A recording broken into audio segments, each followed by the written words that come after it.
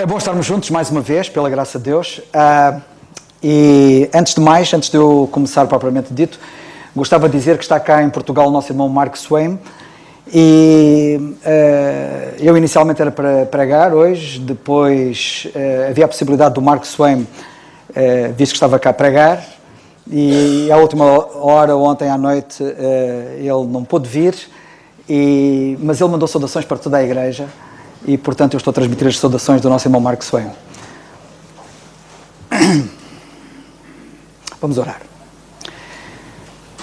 Estarmos diante de Ti para falar da Tua palavra é solene. E nós pedimos-te, Senhor, que nos ajudes a solenizar o momento. Porque, de facto, és Tu que falas. És Tu que te pronuncias nas Escrituras e nós estamos diante delas e queremos ouvir a Tua voz e rogar-te que Tu alcances cada coração conforme as suas necessidades. É o que nós te pedimos no nome do Senhor Jesus Cristo. Amém.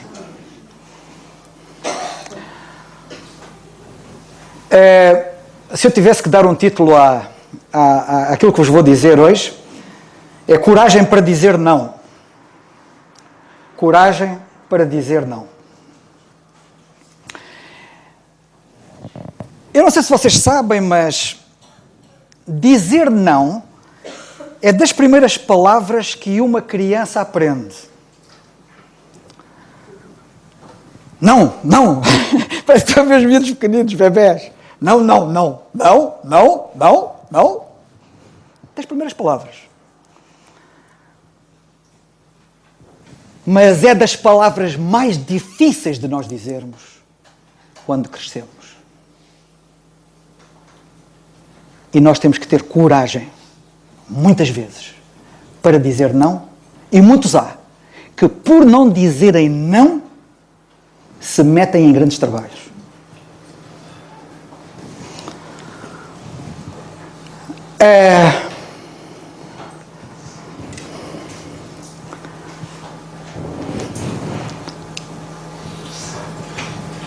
Quem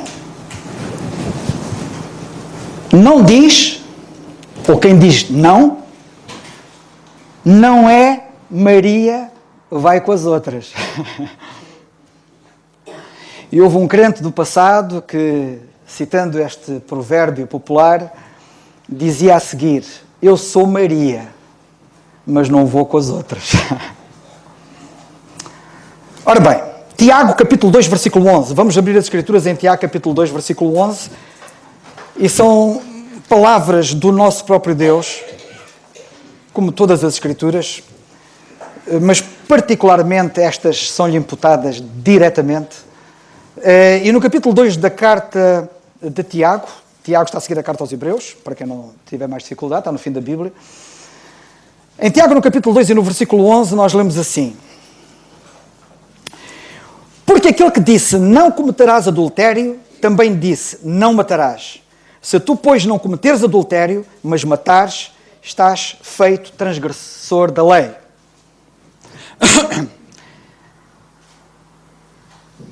E parece que estou a ver-vos, vocês dizem assim, o que é que ele vai falar? E o que eu vou falar é sobre o princípio do que Deus diz. Não sobre o teor, que está aqui, mas sobre o princípio do discurso dele. São palavras de Deus. E sabem o que ele diz? Eu vou citar telegraficamente aquilo que ele diz.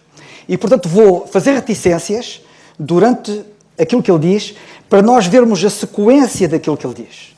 E o que ele diz aqui, no capítulo 2 e no versículo 11, é assim: aquele que disse não, que é Deus, disse não. Se tu, pois, não, e mais não digo. Aquele que disse não, disse não. Se tu, pois, não. Se nós olhássemos para as Escrituras e particularmente para a vida do Senhor Jesus Cristo, veríamos que Ele foi exímio em dizer não. Não se faça, ó Pai, a minha vontade, mas a tua. Não! E podíamos multiplicar exemplos na sua experiência de como ele disse tantas vezes não. Mas não vou falar sobre isso. E não vou falar sobre isso porque aquele que disse não, disse não. Se tu pões não, eu quero que agora olheis para a vida de crentes comuns, de carne e osso, que não são o Senhor Jesus Cristo, que era o Filho de Deus, o próprio Deus encarnado, mas pessoas comuns que disseram não. Há personagens na Bíblia que se notabilizaram porque tiveram a coragem de dizer não. E também há personagens fora da Bíblia que tiveram a coragem de dizer não. Eu vou-vos citar apenas duas delas de fora da Bíblia e depois vou-me cingir a algumas que a Bíblia fala. Quem é que aqui já ouviu falar de Eric Liddell? Eric Liddell era um britânico que em 1924 participou nos Jogos Olímpicos em Paris. Ele era um velocista exímio. E tudo indicava que na corrida dos 100 metros, para a qual ele estava a correr, ele ia ganhar a medalha de ouro e eventualmente bater o recorde do mundo. Eric Liddell era crente. E era um crente convicto. Tinha convicções. Penso que é um problema da nossa era. Nós hoje em dia vivemos num mundo em que são poucos os que têm convicções, que se erguem pelas convicções e que, se for preciso, dão a vida pelas convicções. Quando o calendário das provas foi estabelecido, ele verificou que ele tinha que correr a prova dos 100 metros num domingo. E ele disse, não. O domingo, para mim, é um dia que eu quero dedicar ao meu Senhor, à sua palavra, aos meus irmãos na fé, e eu digo não. Eram as convicções dele. Sabem que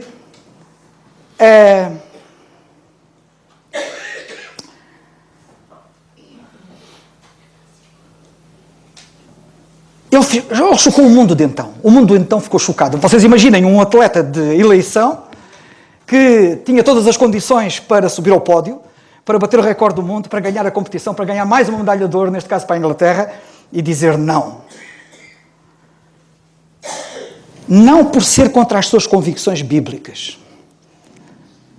E sabem que quando ele chocou o mundo, sob protestos, sob críticas, os jornais foram incisivos a criticarem-no por ele ter desistido de participar na prova, ele foi bastante pressionado para mudar de ideias, ele não cedeu, ele disse não e manteve o não até ao fim, permaneceu firme naquela decisão, e no domingo das provas, em Paris, ele foi ao culto.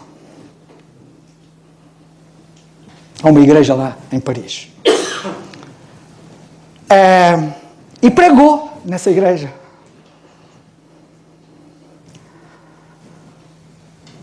Mais tarde, durante a Olimpíada de 1924, durante as provas,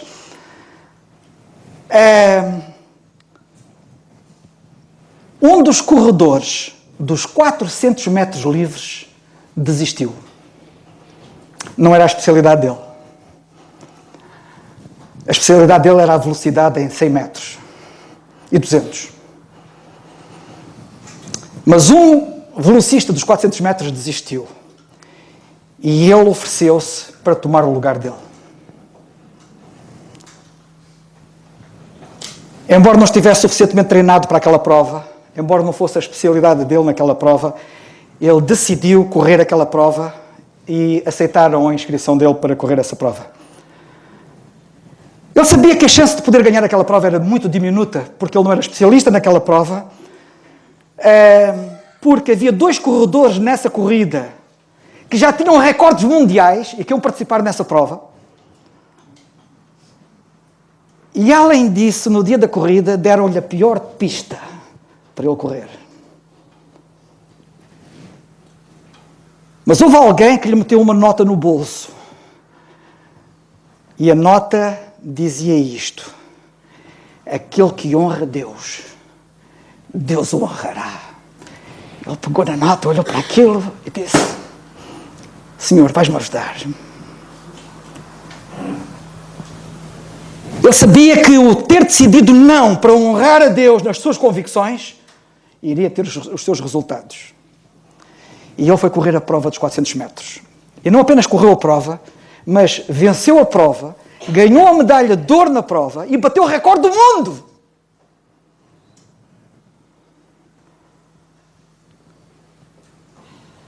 A seguir, ele encheu as parangonas dos jornais todos. Incrível! Eric Liddell. Eric Liddell ficou na história. Vão à internet saber quem é Eric Liddell.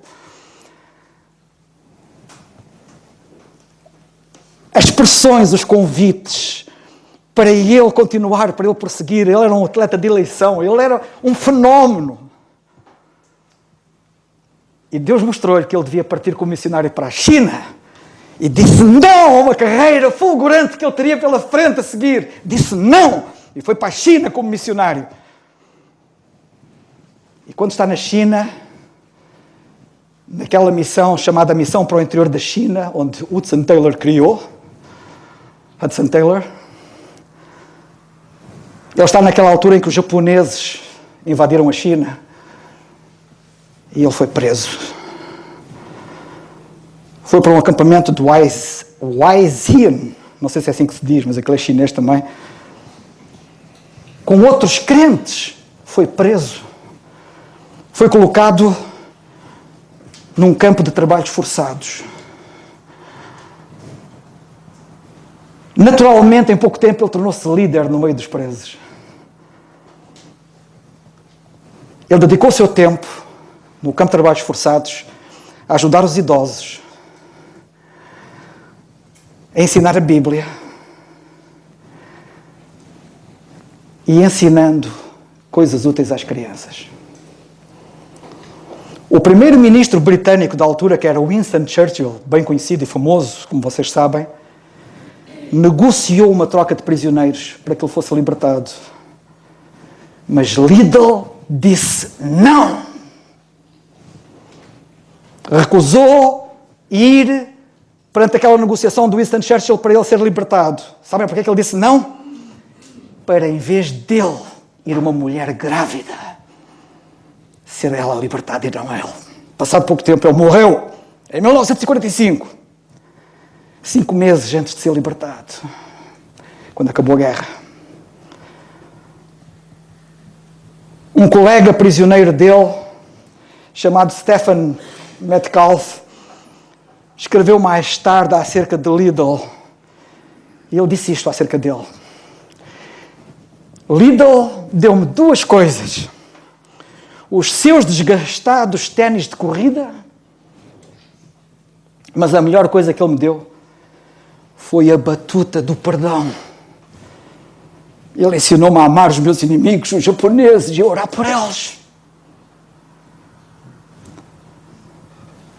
A história de Eric Liddell está contada num filme famoso que vocês podem ver e podem eventualmente tirar da internet, digo eu, não sei, chamado Carruagens de Fogo. Venceu 4 Oscars esse filme, em 1982, incluindo o melhor filme, o Oscar de melhor filme. A vida dele é um exemplo de alguém que colocou a fé acima da ambição, acima da fama, acima dos seus interesses. Ele colocou Deus em primeiro lugar. Para alguns, ele abandonou o sucesso por uma aventura. Para ele, o sucesso era fazer a vontade de Deus na sua vida, mesmo que tivesse que perder ganhos pessoais. Ficou na história por estar disposto a dizer não e por ter dito não. William Booth, outro exemplo fora da Bíblia, fundador do Exército de Salvação. Provavelmente vocês já ouviram falar do Exército de Salvação. O Exército de Salvação hoje não tem nada a ver com o Exército de Salvação na altura. O Exército de Salvação degenerou, como infelizmente muita coisa tem degenerado na história. Ele evangelizava os pobres. Ia pelos bairros pobres em Londres. Ia falar de Cristo aos pobres. E tratava dos mais necessitados. E formou um grupo chamado a Banda Aleluia.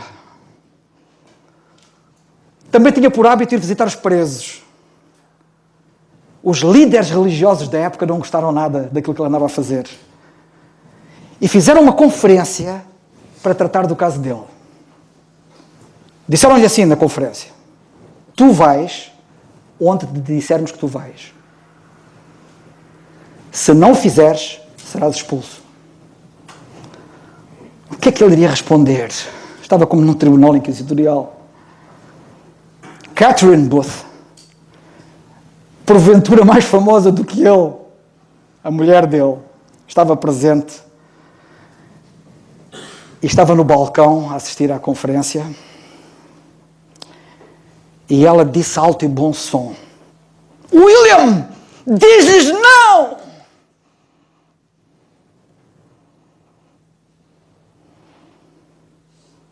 E ele obedeceu à sua mulher. Interessante, não é?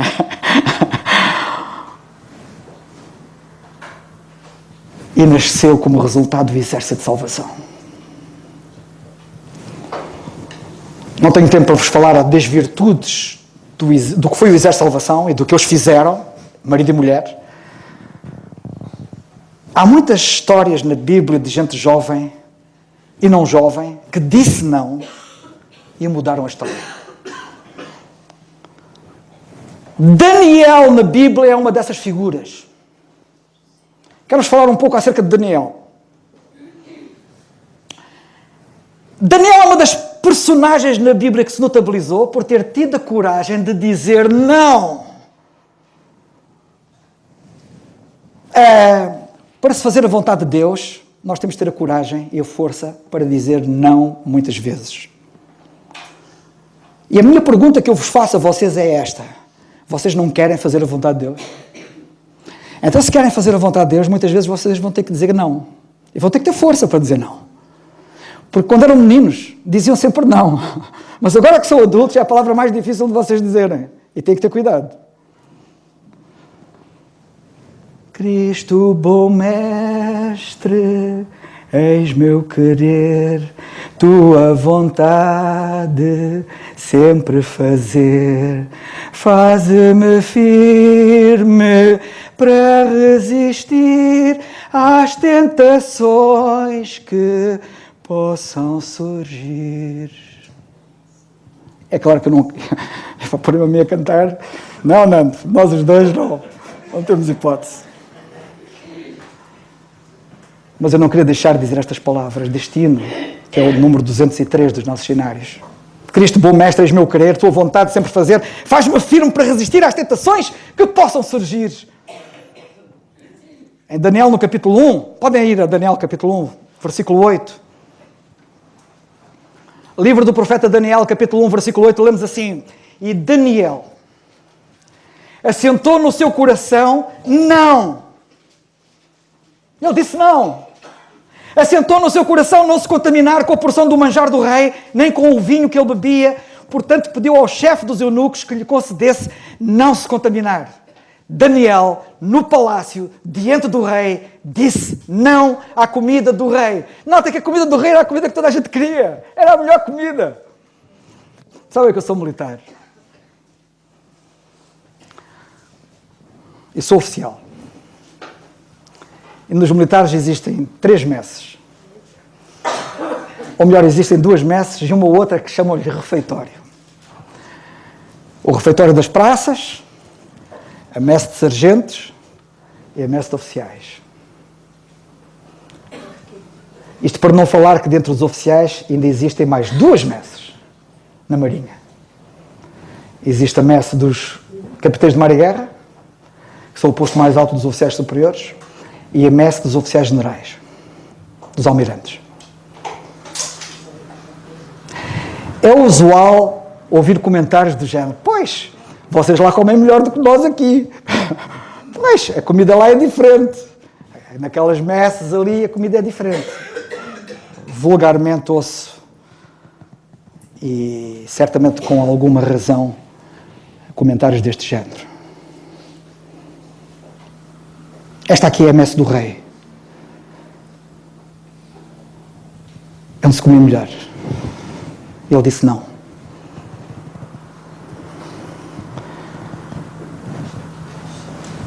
Afinal, se ele comesse do manjar do rei e bebesse dos vinhos do rei, ninguém saberia disso. Ele estava lá sozinho, como crente. Não há aqui crente nenhum. Ninguém está a ver. Ninguém sabe. Ele podia comer. Mas ele disse não. Os homens de convicções agem por Deus e não pelos outros. E ele andava diante de Deus, sabem? Daniel, desde bem novo. Porquê é que a comida do rei e o vinho do rei podiam contaminar Daniel? Porquê é que ele recusou comer da comida do rei e da bebida do rei? Provavelmente, digo eu, por não estarem de acordo com a lei de Moisés. Provavelmente, por ser comida que era oferecida aos ídolos. E ele não queria perder a sua identidade. Nós temos aqui um problema que é perdermos ou não a nossa identidade. Afirmarmos ou não a nossa identidade. E o dizer que não, muitas vezes, tem a ver com afirmarmos a nossa identidade. E não distorcermos a nossa identidade, nem perdermos a nossa identidade. Nós sabemos quem somos, sabemos para onde vamos e não podemos perder a nossa identidade. Sabem que eles já tinham tido a ousadia de mudar o nome dele. Versículo 7, nós lemos assim: e o chefe dos eunucos lhes pôs outros nomes, a saber, a Daniel pôs o nome de Beltesazar. Estavam a mudar a identidade. Eu quero vos dizer que o mundo está constantemente a procurar mudar a nossa identidade. Está a procurar fazer que nós sejamos o que não somos. E nós temos que dizer não. Nós temos que nos afirmar na nossa identidade. Eu às vezes costumo dizer a alguns, nem em circunstâncias que às vezes nem em conversa, eu tenho dito, comento às vezes, alguns que se dizem cristãos, e eu digo-lhes assim, olha, ou muda de vida, ou muda de nome. Agora estás a dizer que és cristão, e levares a vida que levas, das duas uma, ou mudas de vida, e fazes jus àquilo que dizes ser, ou então muda de nome, não te chames cristão. O que é que vocês querem fazer? Querem mudar de nome? Querem mudar de identidade? Querem renegar a vossa identidade em Cristo? Ou querem vincá-la? Uma boa pergunta para nós refletirmos, certamente. Daniel significa Deus é meu juiz. Sabem o que quer dizer Beltesazar? Significa príncipe de Baal. Reparem entre ser Deus é meu juiz a ser príncipe de Baal. É o que o diabo quer. Ele quer mudar a nossa identidade. Ele quer fazer crer que nós somos dele e não de Deus.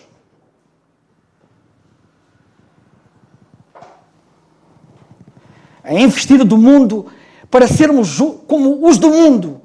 A investida do mundo para nos descaracterizar e para nos acomodar ao mundo, para parecermos como o mundo e sermos como o mundo, é muito grande, é muito forte. E vem de longe, não vem de agora. Não vos conformeis com este mundo, diz Paulo aos Romanos.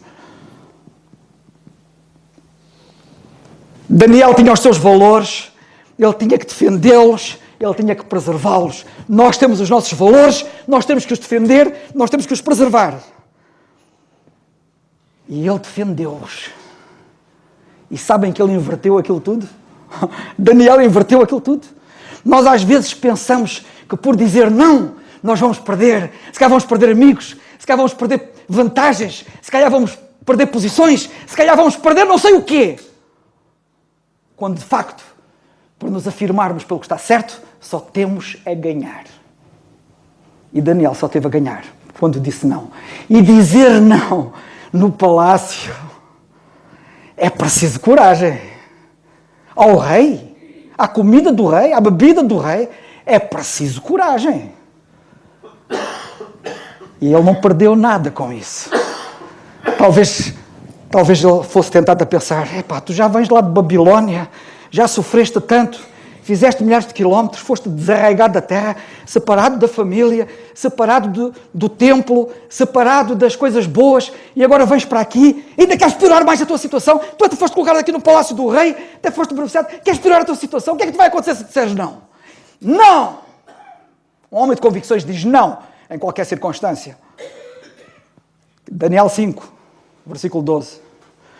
Porquanto se achou neste Daniel um espírito excelente, e ciência, e entendimento, interpretando sonhos e explicando enigmas, e solvendo dúvidas, ao qual o rei pôs o nome de Belsazar. Chame-se, pois, agora Daniel, e ele dará interpretação. Daniel, à medida que o tempo ia passando, ia mostrando a diferença. O mundo quer nos fazer o mundo quer nos fazer igual a eles. Mas quando nós dizemos não e nos distinguimos do mundo, o mundo vai se apercebendo do nosso valor, que temos um valor francamente superior aos deles. E isto notou-se em Daniel, dentro dos outros, que é o que nós vemos aqui. Belsazar. Chame-se, pois, agora Daniel, e ele dará a interpretação. Daniel 5,13. Então Daniel foi introduzido à presença do rei, falou o rei e disse a Daniel: és tu aquele Daniel? Ele não diz, és tu Belsazar, disse, és tu aquele Daniel? Vejam como ele dizer não começou a dar impacto. Servo do Deus vivo, dar-se ao caso que o teu Deus, a quem tu continuamente serves, eu sequer já saltei. Já estou noutro versículo.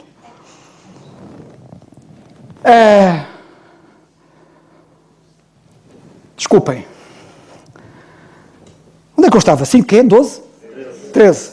Então Daniel foi introduzido à presença do rei, falou o rei e disse a Daniel: és tu aquele Daniel dos cativos de Judá que o rei meu pai trouxe de Judá? Os inimigos tiveram que se vergar. Daniel 6,13. Então responderam e disseram diante do rei: então agora já não lhe chamam Belsazar? Os outros já não o chamam Belsazar. Daniel, ele a dizer ao rei: olha, o Belsazar, não era conhecido como Belsazar. Ele afirmou-se como Daniel, e é como Daniel era, e não há volta a dar. Daniel, servo do Deus vivo, dar-se ao caso que o teu Deus, a quem tu continuamente serves, tenha podido livrar-te dos leões. Lembra-se quando ele foi lançado na cova dos leões?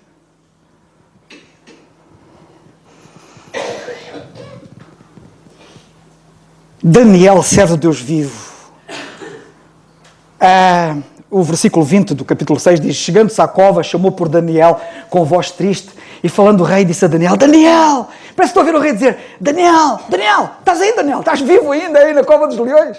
Chamou Daniel. No fim do livro de Daniel, não temos tempo agora para estar aqui a analisar o livro de Daniel, mas no fim do livro de Daniel, nós vemos os anjos e o próprio Senhor chamarem-no pelo nome. Daniel, sê o que o céu quer que tu sejas. Não sejas o que o diabo quer que tu sejas. Afirma a tua identidade em Cristo e diz não. Quando tiveres que dizer não. Em Daniel, capítulo 10, versículo 11, vemos assim: e me disse, Daniel, homem muito desejado, está atento às palavras que te vou dizer, e levanta-te sobre os teus pés, porque eis que te sou enviado. E falando ele comigo esta palavra, eu estava tremendo. O céu conhecia-o por Daniel, não era por Belsazar. Eu nem sei dizer o nome, nem quero dizer o nome, porque aquele nome não interessa. É preciso coragem para dizer não, e Daniel teve coragem. Isaú, conhece a história de Jacó e Isaú? Conhece a história de Jacó e Isaú? Isaú perdeu a primogenitura por não saber dizer não aos seus apetites carnais. Perdeu a primogenitura. Mais vontade dá-me de odiar o mal, mais calma em pesares, mais alto ideal, mais fé no meu mestre, mais consagração, mais gozo em servi-lo, mais grata oração. Mais prudência dá-me, mais graça e amor, mais firme na causa faz-me Senhor, mais reto na vida, mais triste ao pecar, mais humilde filho, mais pronto em amar, mais pureza dá-me, mais força em Jesus, mais do teu domínio, mais paz pela cruz, mais rica esperança, mais obras aqui, mais celeste anseio, mais vida por ti. Só agradando ao Senhor nós temos coragem para dizer não. Nós não dizemos não de ânimo leve. Tem que haver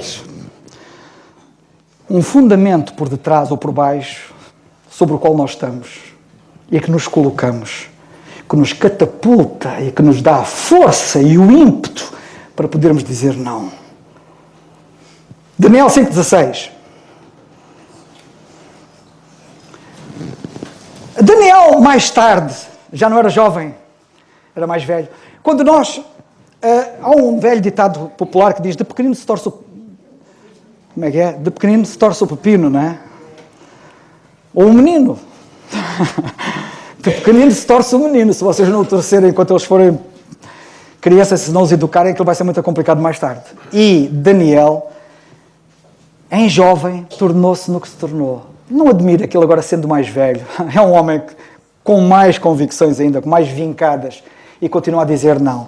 E quando nós lemos em Daniel, no capítulo 5, versículo 16, e nós temos temos ele aqui na presença de um rei iníquo chamado Belsazar. Este rei era um rei depravado. Este rei mandou buscar os copos do templo, os utensílios do templo, e profanou-os, bebendo e embebedando-se com o vinho. Eu, porém, tenho ouvido dizer, capítulo 5, versículo 16, de ti que podes dar interpretações e resolver dúvidas. Agora, se puderes ler esta escritura e fazer-me saber a sua interpretação, serás vestido de púrpura. Daniel, estou-te a pôr um desafio. E se tu aceitares o meu desafio, vou-te vestir de púrpura e terás cadeia de ouro ao pescoço, e no reino serás o terceiro dominador. Versículo 17. Então respondeu Daniel e disse na presença do rei: os teus dons fiquem contigo. Não, rei, não. Os teus dons fiquem contigo e dá os teus presentes a outro. Todavia lerei ao rei a escritura e lhe farei saber a interpretação. Daniel disse não às vantagens mundanas. Daniel disse não a ser comprado por um manjar de lentilhas. Ele era embaixador de Deus para comunicar a verdade de Deus e não podia se deixar corromper por nada e depois dizer o que o rei queria ouvir e não o que Deus queria dizer. Daniel foi chamado para proclamar a palavra de Deus, não para receber vantagens mundanas. E eu gostava de saber o que é que nós estamos aqui a fazer. Vocês têm a noção porque é que Deus nos chamou? A Bíblia diz que nós somos embaixadores de Cristo. Não diz que alguns de nós, diz todos os crentes. Daniel queria ser conhecido como servo de Deus. Deus é juiz, quer dizer a palavra. Como é que tu queres ser conhecido?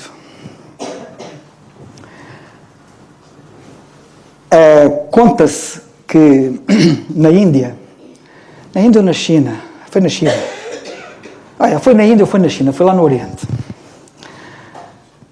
que um grupo de missionários, como Eric Liddell e outros na história, chegaram a uma zona inóspita, onde ainda o Evangelho não tinha penetrado, pensavam eles, e começaram a falar de Cristo às pessoas ali naquela terra, naquela aldeia. E quando anunciaram o Senhor Jesus Cristo às pessoas, sabem o que é que as pessoas da aldeia disseram? Nós já o conhecemos. Já? Ele já cá esteve connosco. Esteve convosco. Foi um missionário que tinha lá estado antes, que eles não sabiam, vivia Cristo. E eles viram Cristo na vida daquele missionário.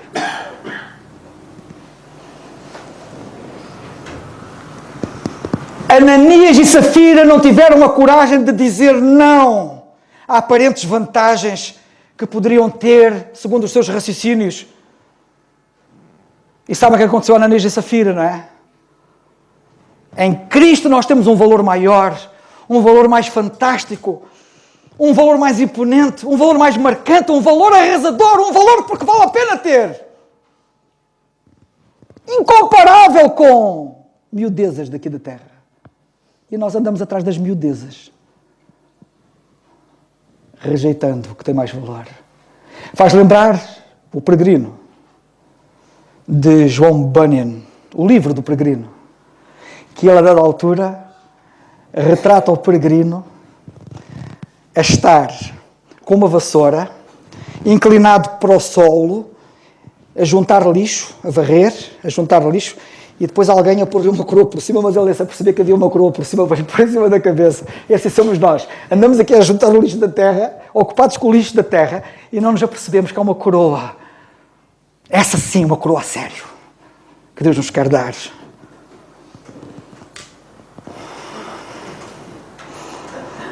Riquezas não preciso ter, mas sim celeste bem. Epá, não vou cantar isto. Riquezas não preciso ter, mas sim celeste bem. Nem falsa paz ou vão prazer, porquanto o crente tem eterno gozo no Senhor por desfrutar o seu grande amor. Com Cristo estou contente, Ele me satisfaz. Com este amar do Salvador, agora estou contente, agora estou contente. Pá, eu espero que ninguém me crucifique por eu cantar tão mal, mas eu quero fazer passar a mensagem do mundo, as honras, para mim perderam o seu valor, até que ao meu Senhor, enfim, o mundo der louvor. Então terei prazer real ao vê-lo em glória triunfal. A comunhão da sua cruz não ouso recusar, mas gozo comunhão na luz, por graça singular, com os que em Jesus Cristo são do mesmo amor e coração, até que chegue lá no céu, aonde Cristo entrou, e veja a face, já sem véu, de quem me resgatou. Desejo sempre aqui viver do modo que lhe dê prazer. Viver satisfeito com Cristo é o segredo para dizer não. E os que não dizem não é porque não estão satisfeitos com Ele. Conhecemos a passagem da armadilha que lhe montaram, não é? Que a grande armadilha que lhe foi montada. Todos os príncipes do reino, os prefeitos, presidentes, capitães, governadores, tomaram conselho a fim de estabelecerem um édito real e fazerem firme este mandamento, que qualquer que por espaço de 30 dias fizer uma petição a qualquer Deus ou a qualquer homem, não a ti, ó rei, seja lançado na cova dos leões. Que grande armadilha que lhe lançaram. Agora, pois, o rei confirma o édito e assina a escritura para que não seja mudada conforme a lei dos medos e dos persas, porque não se pode revogar. Por esta causa, o rei Dário assinou esta escritura e édito. Daniel, pois, quando soube que a escritura estava assinada, entrou em sua casa, ora havia no seu quarto janelas abertas da banda de Jerusalém. Ele disse não ao édito. E 3 vezes no dia se punha de joelhos e orava e dava graças a Deus dentro do seu Deus. Ele não perdeu a identidade, ele continuou com a sua identidade. Como também antes costumava fazer. Daniel não caiu na armadilha. A sua prioridade era viver em comunhão com Deus. Ele não podia viver 30 dias sem falar com o seu Deus.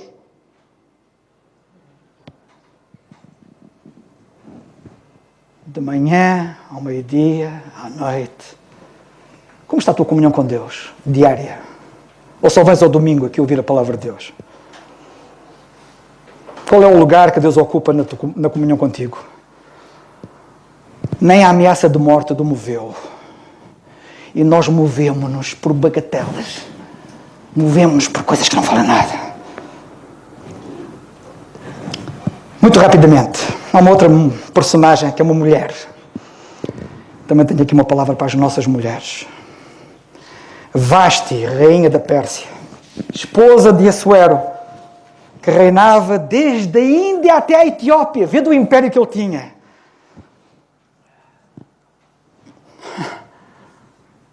Pensa, por exemplo, em todo o petróleo que ele tinha debaixo dos pés dele, ele não sabia. É uma coisa curiosa. Um dos monarcas mais ricos que jamais viveu na história. Não o mais rico, mas dos mais ricos. Deu um banquete. Olha, para já chamou gente importante de todo o lado, para durante 6 meses verem a grandeza do reino dele. E depois deu um banquete que durou 1 semana.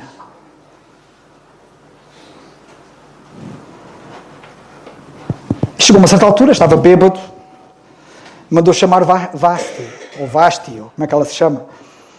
Mandou chamar a mulher, a rainha, para mostrar a beleza dela aos convidados. Aliás, ele até diz para ela vir com a coroa na cabeça. Há quem diga e quem pense que era ela vir nua com a coroa na cabeça apenas. E ela disse não! As mulheres têm que saber e aprender a dizer não muitas vezes. Vasti não aceitou. Não estou disposta a expor o meu corpo a homens libidinosos. Então o rei mandou uma segunda mensagem para ela, ameaçando-a, dizendo que ela deixava de ser rainha e que perderia tudo. Mas ela voltou a enviar a mesma resposta que deu antes. Não! E o não dela, ou os nãos dela, mudaram a história.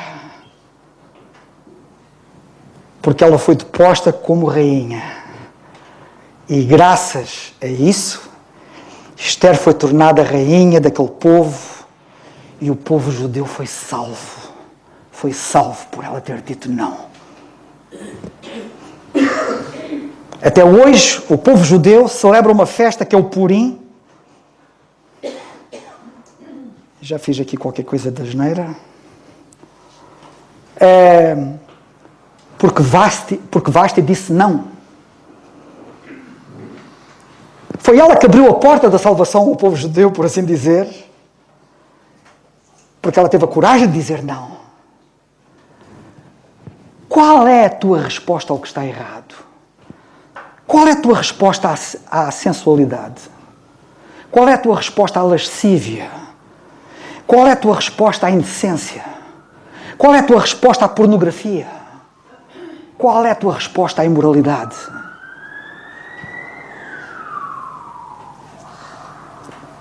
Ela disse não. Tu dizes não aos pecados sexuais? O que é que poderá acontecer por dizeres não? O que é que poderá acontecer por resolveres disciplinar o teu corpo? Estás disposto a fazer o que a Bíblia diz a ponto de dizer não ao que está errado? Queres ir pelo caminho largo ou queres ir pelo caminho estreito? José também disse não.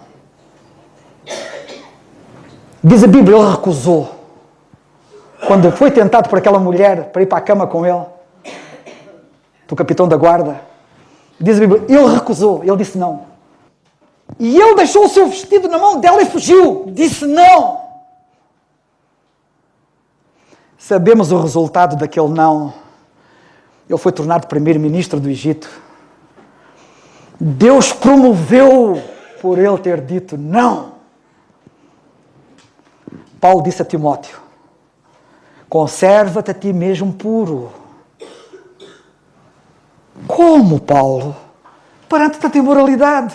Tu sabes como está Roma. Tu sabes das orgias que se praticam no palácio do imperador e por toda a parte, as orgias que se praticam. Como é que eu me posso conservar puro, Paulo? No meio da Roma iníqua, cheia de pecado. Como é que eu posso permanecer puro? Neste mundo cada vez mais imoral, em que eu também estou. Como permanecer puro perante tanta tentação? Dizendo não. Moisés também disse não. Pela fé, Moisés, sendo já grande, recusou ser chamado filho da filha de Faraó, escolhendo antes ser maltratado com o povo de Deus do que por um pouco de tempo ter o gozo do pecado. O gozo do pecado é sempre por pouco tempo. Vocês não se deixem enganar, por amor de Deus. Não se deixem enganar. O gozo do pecado. Porque o pecado tem gozo. O problema está aí. Senão vocês não iam atrás do pecado. O pecado tem gozo. O problema é que o gozo do pecado é por pouco tempo. E o gozo que o Senhor nos dá é um gozo eterno. É incomparável, é admirável. Que Deus nos abençoe.